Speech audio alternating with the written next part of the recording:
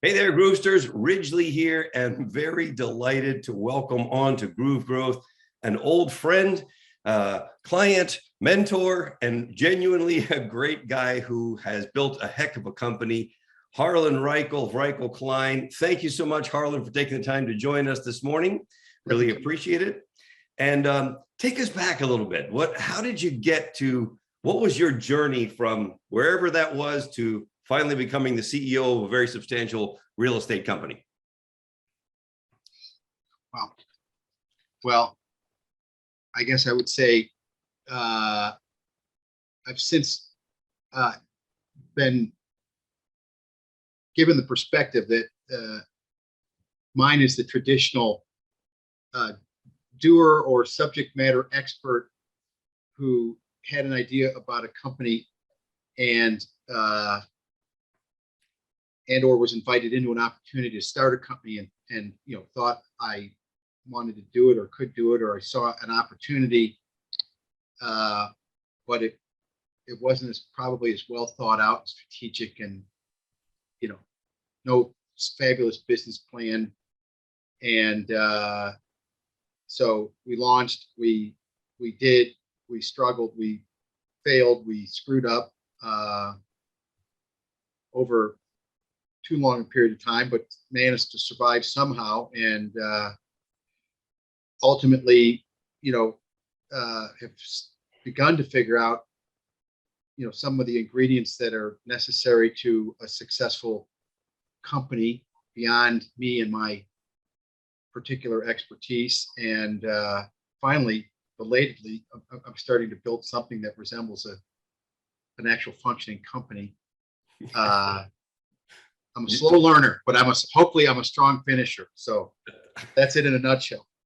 What's interesting, Harlan, is that I think that's very much the journey of many of the people in the Groove community. They see a video, they get an idea, and somebody says, oh, I think you can do this. They wonder if they can or not. They don't really have a concrete plan as to how this works. They kind of dive in and they just start doing. And tell us a little bit about the value of that, or at least the learnings that go along with just get your feet wet, get your hands in the muck, and go after it a little bit. Yeah, so I guess I'm of two minds on this. I can look back at a number of points along the way, and I can see where I coulda, shoulda, mighta, taken a different path or done it differently, or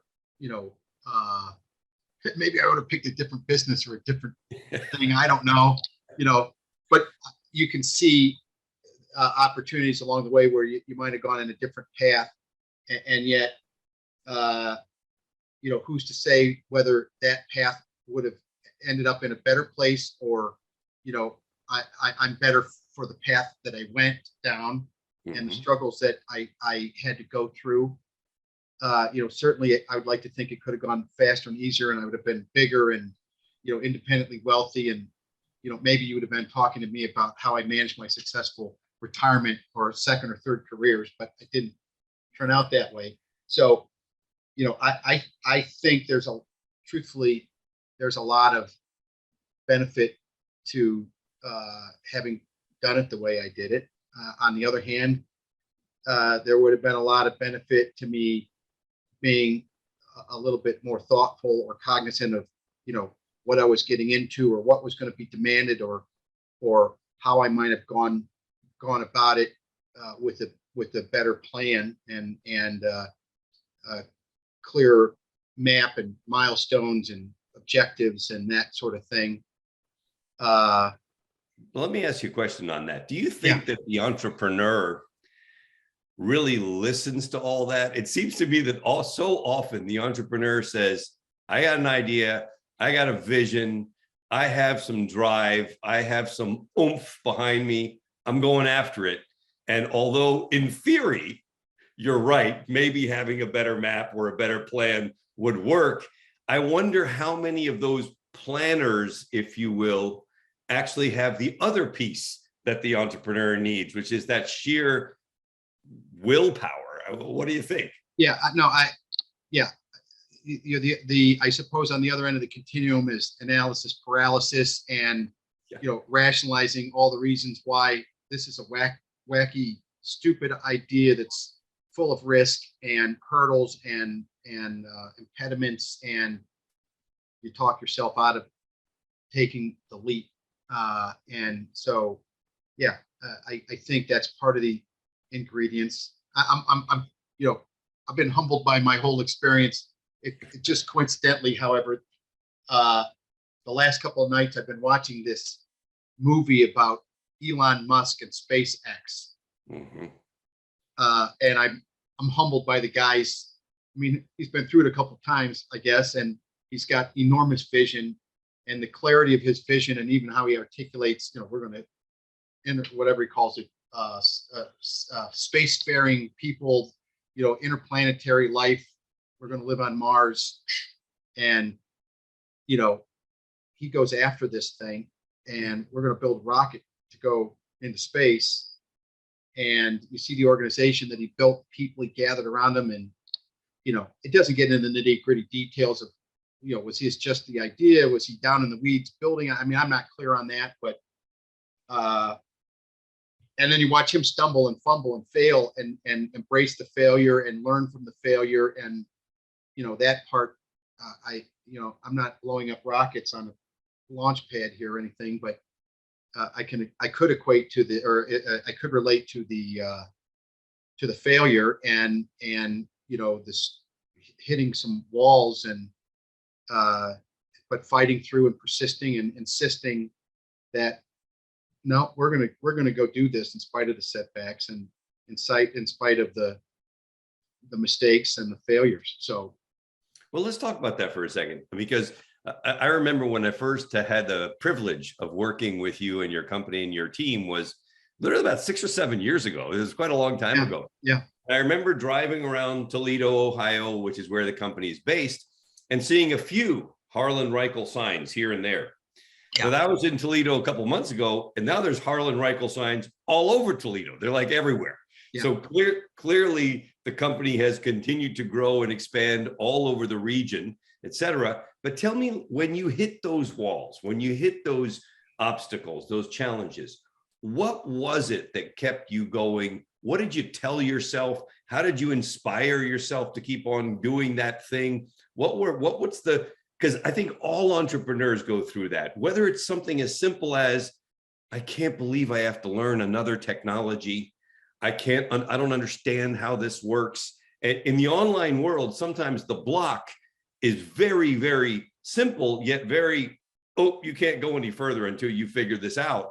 What did you do to keep going in those moments? Persist. I'm certainly not the world's smartest guy, and I'm keenly aware of how my strengths are my weaknesses, and they get in my way sometimes. But probably above everything and anything else is I'm a stubborn, persistent, refuse to quit kind of guy. And there was one particularly low point. An employee stole an enormous amount of money from us. Lack of accounting controls. Everybody, get your accounting controls and a good financial manager who you trust, and then trust but verify. Mm-hmm. One lesson I learned. Yeah. But we had an enormous amount of money stolen from the company, and it really, when we woke up to it and then started pursuing it and realized, you realize the financial peril that it put us in, and it nearly broke us. And I at that, back to another movie, I happened to see this movie, and I'm going to draw a blank on it, but it was set in South Africa, and this British unit that was garrisoned there, and like the Zulu tribe from all of South Africa is encircling them and trying to overrun them. And then there was this particular officer who just refused to quit and refused to surrender. And he'd reconfigure his troops, fire, retreat, reconfigure his troops, just wouldn't quit. And I remember going to my partner at the time, and I'm like, okay, I don't know about you, but I recently saw this, and I feel like we're in this kind of moment, okay, and this is what it takes, or is going to take, for us to get through from this, and I just need you to know, I'm with this guy. We're just going to keep firing until we don't have any bullets, or we're dead, and we're going to get through this moment. And it was literally that kind of moment for the company, and that's just what it took to get through it, and we did. There have been other bad moments since, but that one in particular, that's all it was just this visceral, no, not happening. It's interesting because my mentors in personal development, leadership development, was Jim Rohn. And Jim Rohn, when asked the question, I love this, when asked the question of Jim Rohn, how long should you keep trying? The answer was until. That's it. Until. Yeah. Until you get it done, until you win. And that's such a powerful thing for the entrepreneur to embrace, right? The only way you're defeated is if you give up. If you never give up, you're not defeated yet. No. And you just keep on going and you keep on trucking. So clearly that perseverance, that persistence is at the absolute top of the list of success characteristics for any business person, and especially entrepreneurs who have a vision that they're trying to manifest. What other top characteristics do you think make for a successful entrepreneur / businessman or woman? Well, maybe it's a facet of the same thing, but you got to be enormously resilient, because those moments come, and you've got to bounce. Not only do you have to get back up in the saddle one more time, you got to enthusiastically re-embrace the battle, and get your head back in the right place where it can be effective. And so you got to be able to bounce back. And what do you do to do that? What things what message do you tell yourself? Where do you go for source to get your head back in the battle when you're slapped around a little bit? Well, you and I have had some conversations about the spiritual side of life, and that's sort of my secret weapon. And that, I turn to God and pray, and sort of refocus on what's important in life, and where I fit in, and where my problems fit in, and that sort of thing. I've had to go through this recently, in the last several weeks since you and I last met.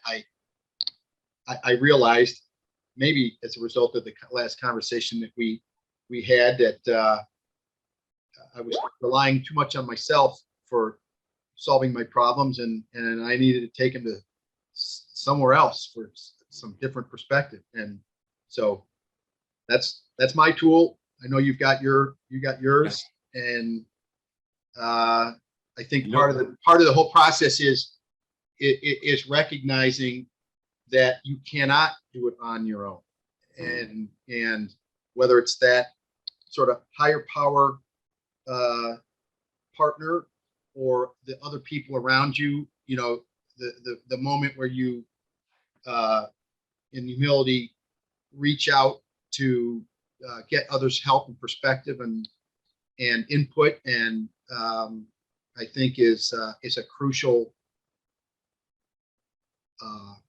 inflection point. And I think it all starts to get easier then. And you realize there's a lot of I'm stronger by tapping these other resources, whatever they be. I'm also a member of Vistage. There's another place, a source of perspective and help. Well, let's talk about that for just a second. And by the way, before we go, I got to just say something. So I think that conversation we had a few weeks back must have been equally meaningful for me, because I came to the exact same conclusion that you did, which is I can't keep doing this by myself. I got to get some more people, some more help. So we must have had a little bit of an impact there. I appreciate you. Thank you for that. Thank you for that. Thank you.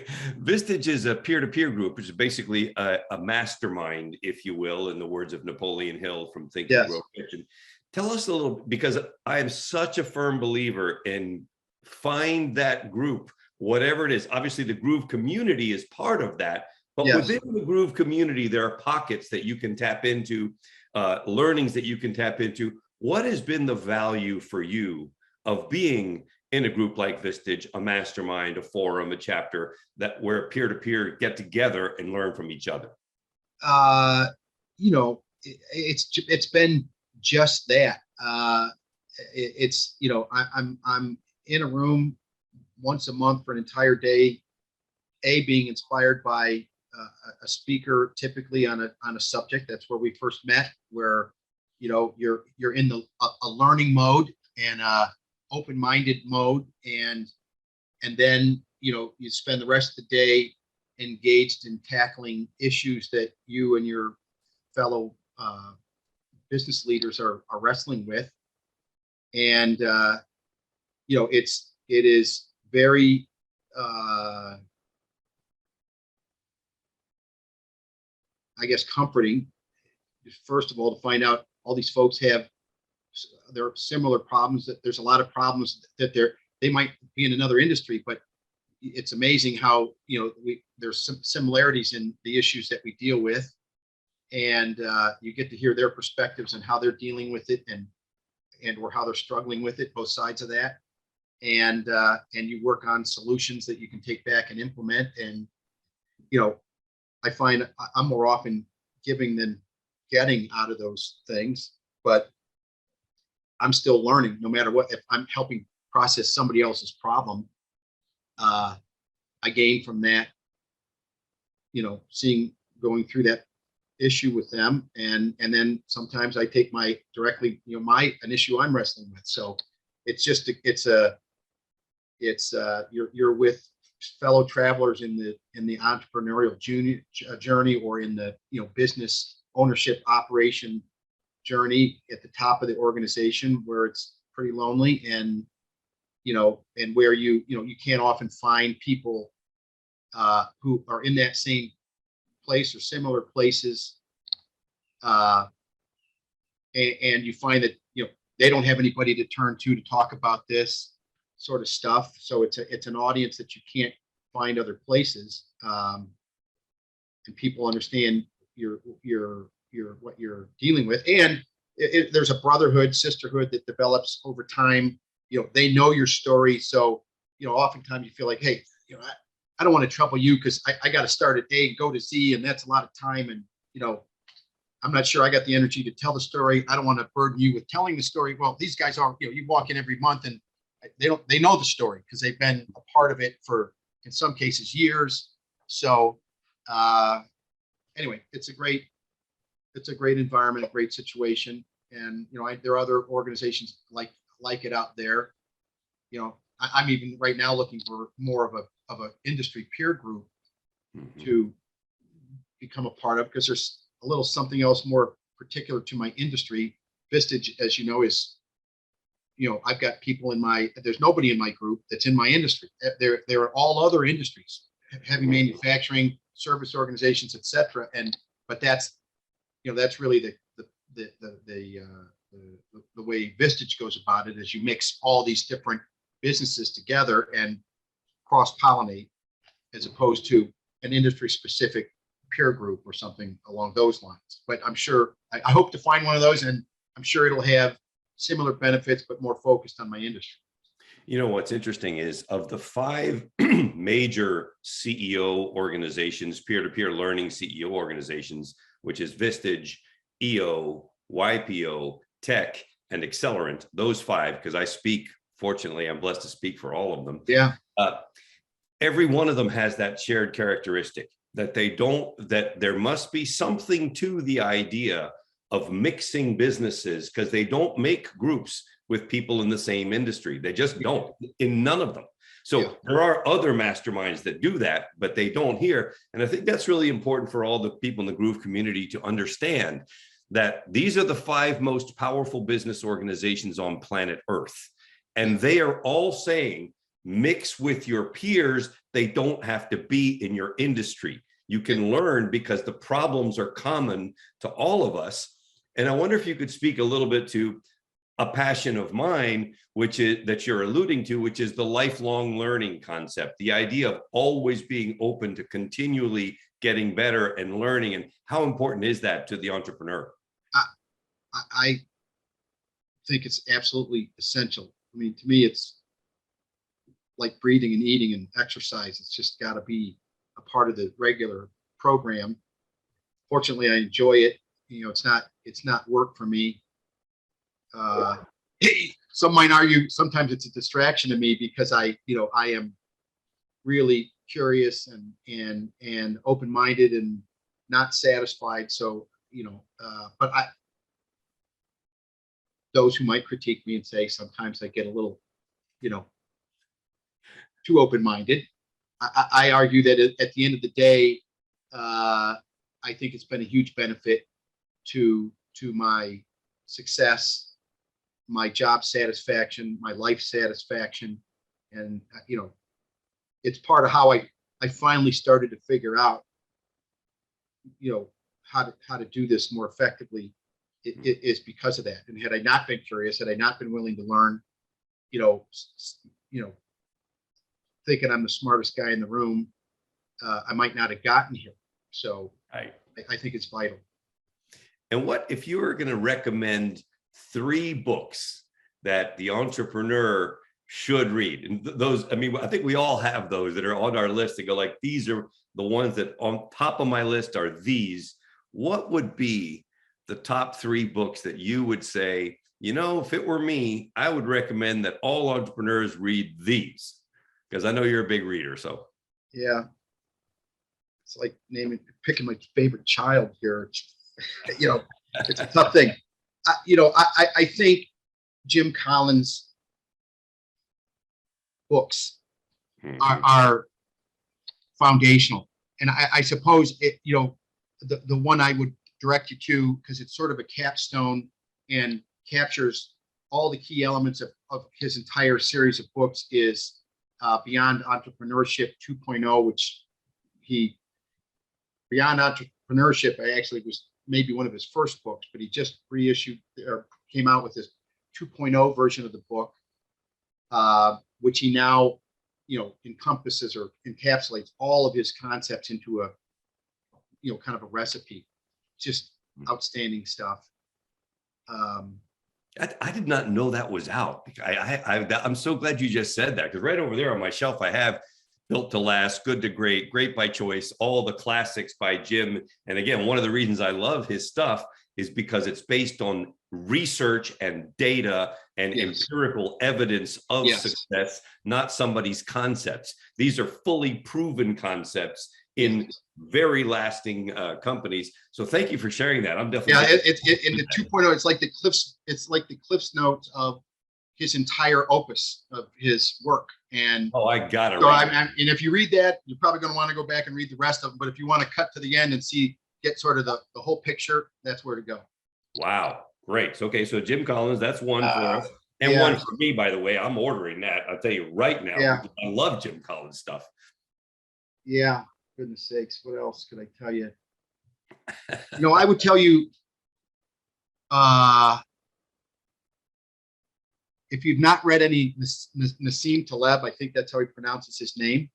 If you haven't read any of his books, you should read his books. Yeah, he's something of a contrarian thinker. He will make you think. He will make you see situations in a whole different light, both in a business and personal realm. And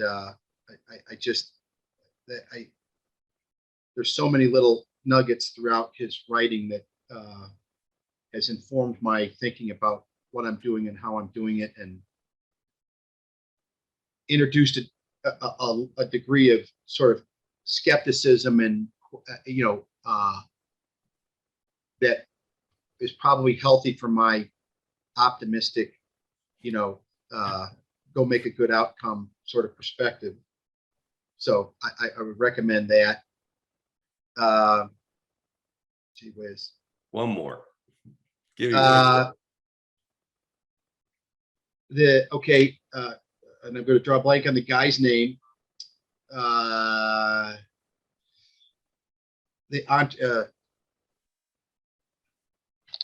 with me for a moment. I'm an Audible guy these days. I find I absorb these books a lot faster if I listen to them than if I read them. So I get sleepy these you days. know what? Good for people to know that you want to pick your learning modality, whether that's watching, reading, listening. By the way, this dialogue that we're having right now, Harlan, will be presented in all three formats. It'll be on video, it'll be on audio, it'll be as a transcript, so that people can pick what is best for them. So yeah, I think figuring out how you learn most effectively is one of the key self-awareness things that you need to get to, because then it makes it all go smoother, more effectively after that. The E-Myth Revisited by Michael Gerber. Okay. You know, there's a book that I read probably in the last 3 to 4 years, again, kicking myself, like, why did I not read this book and absorb this guy's thinking at the start of this process? Because, you know, that's one of those, like, oh my God, I would have gone about this in a completely different way, thinking about it the way he thinks about it, about, you know, creating your sort of your franchise model of your business and thinking about it in that way. So I got to share something. This is ridiculous. You see, I'm right here. Now watch this. I go like this, and I'm right back here. So this is the crazy thing, okay? And Groovesters, you better pay attention to what I'm about to say. Every single CEO that I have interviewed so far, without a single exception, one of their top 3 books was this. So I pulled it off my shelf because I haven't read it in about 15 years and said to myself, I'm going on a little vacation here for 5 days and a week and a half. This is what you're rereading. If every one of the people that I've had a chance, who are all super successful, are saying this is one of the books you got to read, then Groovesters, you better pay attention, because this is the real deal. And I can't wait to read it. I'm like, really, man, maybe I better start now. I mean, you know. Yeah, no, it's really good, really accessible. Just a way to think about your business. And I mean, that doesn't mean it's easy to implement or easy to do or get where he suggests you go. But, you know, it just gives you a sense of what you should be trying to build towards over time, and how you think about it. You know, and if you're the classic, I'm a subject matter expert who decided I wanted to go build a business around my subject matter expertise, and, you know, you're not a trained manager or, you know, an MBA, you know, business school graduate. It's again, it's a really helpful way to, you know, a kick in the head before you get too deep. Like, hey, think about how do I turn this into a business, not just go, you know, be really good at my thing, you know. So very good stuff. So here's a really fun question. You are now able to do some time travel, so to speak, and you have an opportunity to speak to the Harlan Reichle of 20 years ago. And I'd love to know, what advice would you give your younger self 20 years ago, with the wisdom that you have today about being a successful businessman, a successful entrepreneur, or in life in general? What would you want to say to the young Harlan based on all that you now know and have experienced?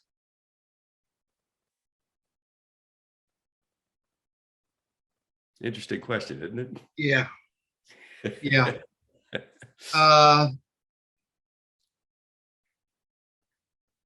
Well, I think I would tell myself to be more thoughtful about, and get, you know, develop greater clarity around this, you know, your model and what it is that you're trying to build, and a little bit take some time to go think it through and take it apart and put it back together. Don't let it, not to the degree of letting it discourage you or talk you out of it. Just, think about it more in the context of a functioning business and a sense of what that involves and how you might systematize what you're doing and build a repeatable, scalable business. Number one. Number two, I would say I would go be quicker to involve others and build a team around yourself of people that are capable in other areas of the business, and so that you don't build the trap of a business that's you and 1,000 helpers, which it's a huge and I think very typical trap. And you're going to take some risks there. You're going to take on some costs there, but ultimately you'll grow faster, and more securely, I guess. So I would do that. What else? Well, that was good. I love the way that when you first said, take some time to think it through, you totally leaned in on that. Here's one that's for sure got to come through, people. Do some market research. I mean, look at this at what your market potential is. Sometimes that's not easy information to come by, but make sure that try to make sure anyway that what you're pursuing is worth pursuing, and that there's a market out there that's big enough to sustain or within which you can grow a business at the scale that you dream of building it.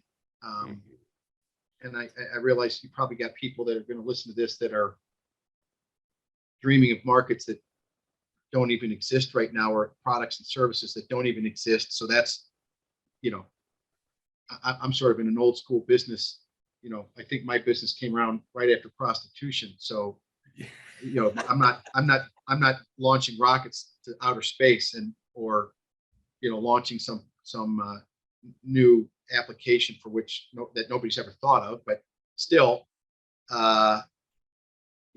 what is the scalable opportunity that you've got, and what does that market potential look like, and is it going to be all worth the effort? And because it might cause you to go in a different direction or do something different because you realize the juice isn't worth the squeeze here. I gotta reorient or think about this differently. And so those are some things I would tell myself.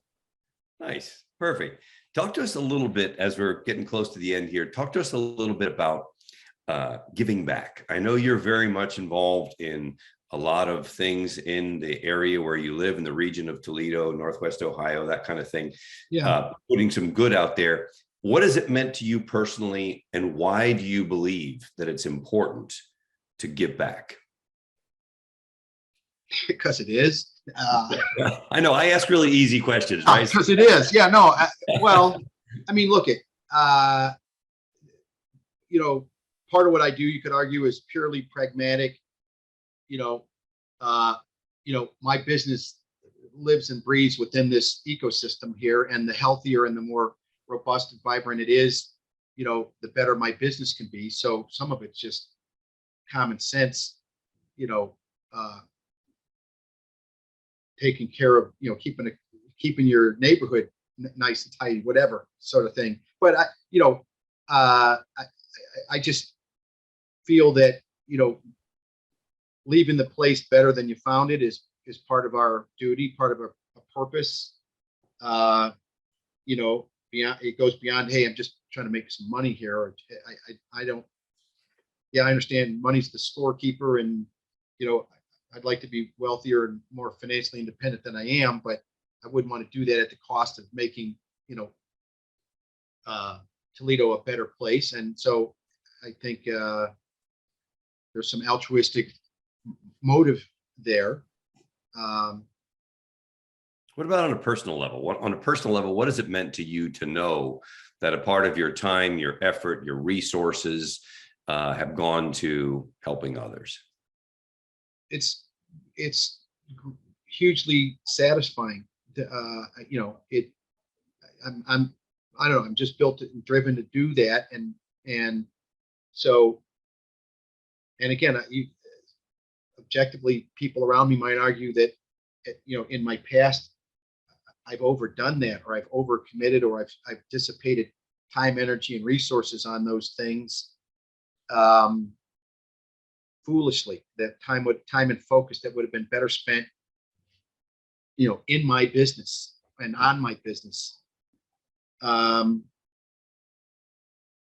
I find the work gratifying and satisfying, and I also it's come back to me. It's coming back to me.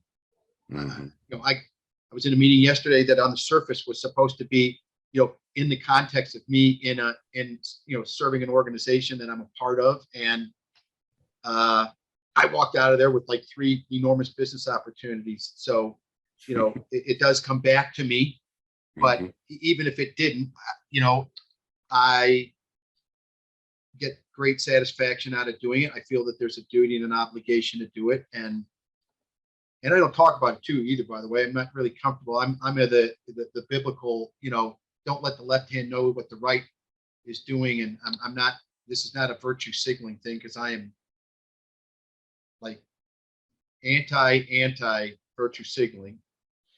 It's just go do it. And if you make a commitment, meet your commitments, show up and do it, and go back to work. I don't know. So yeah, that makes a lot of sense. It's interesting. We have just got a giant contract, and the contract came from sitting on a ski lift and talking to a guy who knew a guy who might be able to benefit from, and we were just talking about life, and it was just that showing up thing. And as a result of 1, 2, 3, it's like, there it is. Open your mouth, pay attention, be a good guy, do your best to help others. And it's amazing what stuff happens. Final words from Harlan Reichle to all of the budding entrepreneurs. What would you like to say to those guys? With some thought that comes to you as we wrap this up and call it a day. What would you want to say to the people that are out there getting going, even maybe a little ways into their journey, wanting to take it to the next level and grow and make a difference in this world? What would you say to them? You know, go for it. Go for it. I don't know any, and you might not win. You might not succeed. You might not, and that might never be as big as you wanted it to be. But you know, you got an itch. You've got this thing. You know, get after it and go. You know, pursue your thing. That passion and that drive to do it. I think you win, lose, or draw, you won't be satisfied if you don't pursue it and try to make it happen. And you may fail, and that happens. And you know, pick up the pieces, get back on the horse, and keep going. So that's right. Totally agree with that.